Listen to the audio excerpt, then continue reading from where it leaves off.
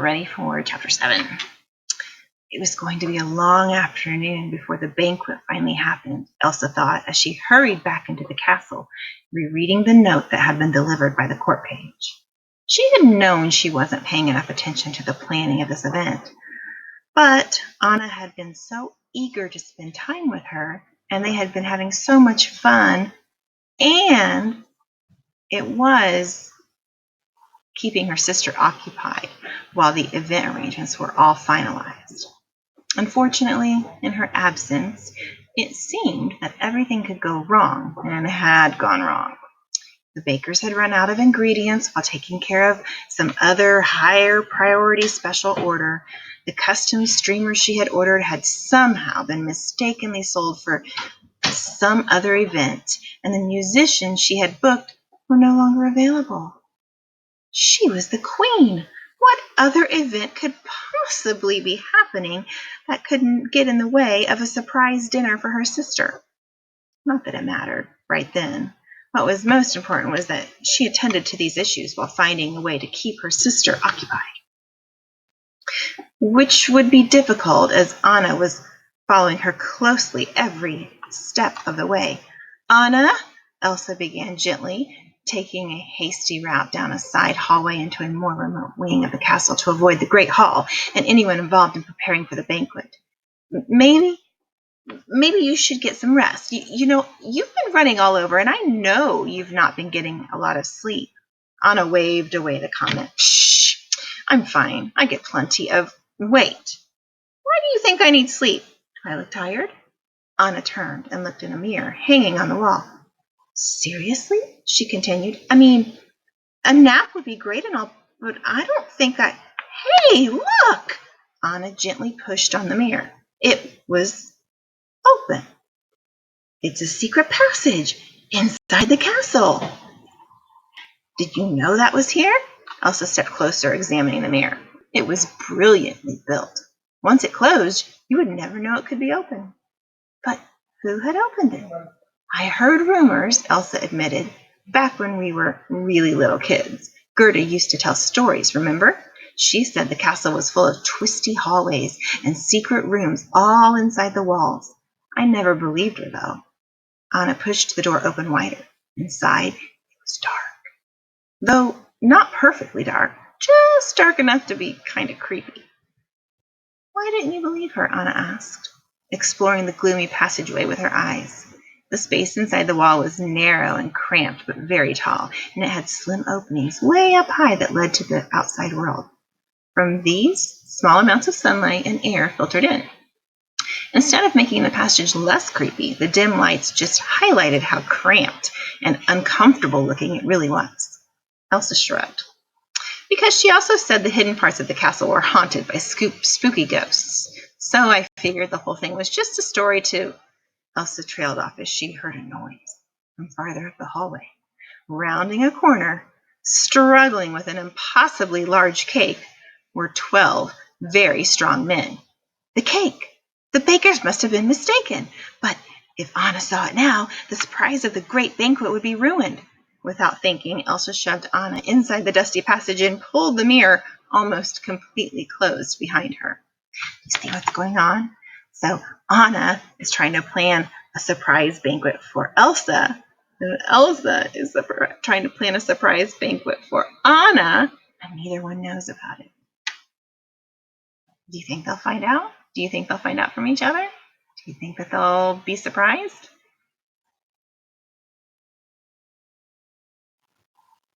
"What?" Anna yelped, startled. Elsa tried to cover. Oh, sorry, I tripped over something in front of my feet. You know how it goes." In the dimness, Anna eyed her sister as she moved to the hidden door. "Okay, we'll both pretend you're not being really weird for you." Just then there was a loud thump, and the door shut all the way. The girls shared a look of alarm as the sound of a heavy latch clicking into place. "What happened?" Anna shouted as she pressed against the spot in the stone wall where the door had been. "No one is ever in those hallways. Who could have closed it?" The door wasn't opening. That much was clear. But her sister needed an answer, and Elsa couldn't tell her it was the cake-carrying men who had bumped into the door, pressing it closed. She had an idea. She knew Anna wouldn't take it seriously, but it was a fun enough idea that it would distract Anna from asking any more questions about what was happening in the hallway. So, with all the seriousness she could muster, she turned to her little sister and whispered one word: ghosts. Chapter 8. Olaf was amazed. The passageways had been dark, and there seemed to be no end to them. It was like there was a second castle built inside of the walls of the first castle. He had found old storage rooms full of paintings and crates of books and dozens of chairs and mirrors, but no phantoms. Not yet, anyway. As he explored, he found several more secret doorways and passages, eventually leading him out of the walls and into a sealed area of the castle. He had heard that some older sections of the castle had fallen into disuse and been sealed off, but he never thought he'd be lucky enough to see one. I know you can hear stuff in the background, I bet. So my family is still here and they're working, and so you might hear stuff from time to time. So just try and ignore it. It was here that Olaf had discovered an old dining room. The dining room seemed really nice.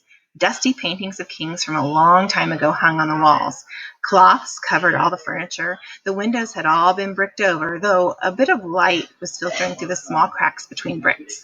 And only 2 of the doors led anywhere. One led back the way Olaf had come, a secret passage so filled with boxes that Olaf had barely managed to squeeze through a space at the bottom. And even that had resulted in his body briefly falling into pieces. Oh, there it goes again. The other opened into a shadowy hallway that led further into the sealed-off section of the castle. So very interesting. But still, no phantoms. Hello? Any ghosts in here? Phantoms or spirits? Olaf called. It's okay to come out and be friends now. Nothing. But Olaf wasn't one to give up. Everyone needed someone, especially lonely ghosts who lived inside castle walls. But it was difficult, he imagined. After living for so long, lonely in the dark, it would be hard to come out and make a new friend. So, in an effort to make the spirits comfortable, Olaf decided to make the place more inviting. First, he pulled the dust sheet off the table. Then, he arranged the dishes that were sitting on it, as if he and the ghosts were going to have a nice, happy dinner together.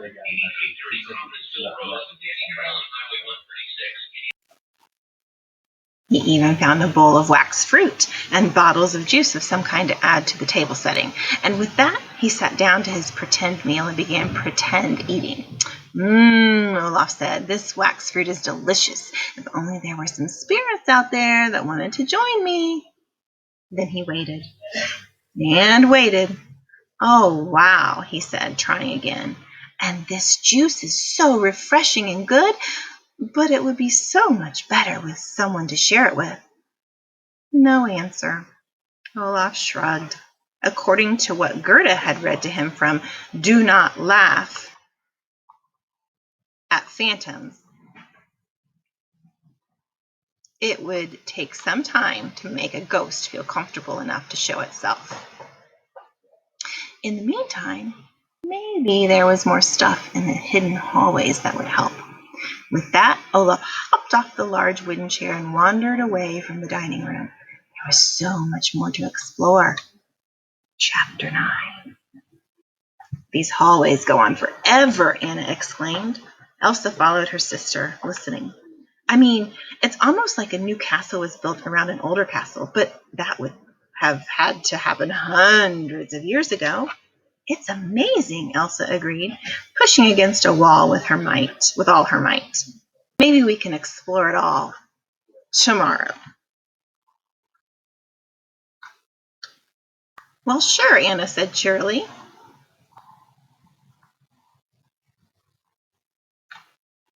Sorry, guys. Mrs. Camacho's got that crazy thing going on.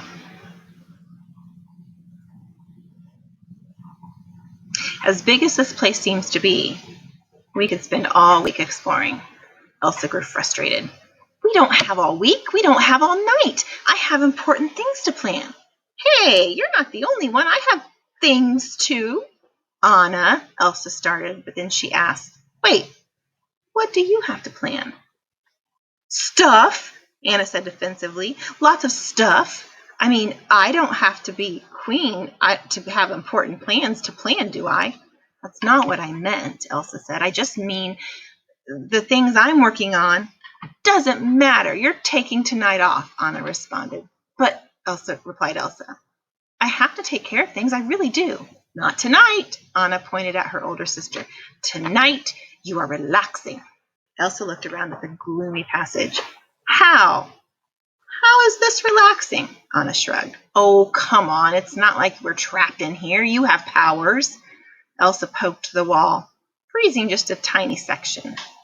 You know that my powers don't open doors. I just break down the wall, and I'd really prefer not to wreck the castle if I don't have to. Well, yeah, but Anna pushed against the wall.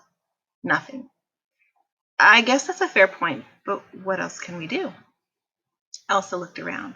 Listen, if I have to, I can get us out, but let's save that for a last resort. There was a doorway. Uh-oh.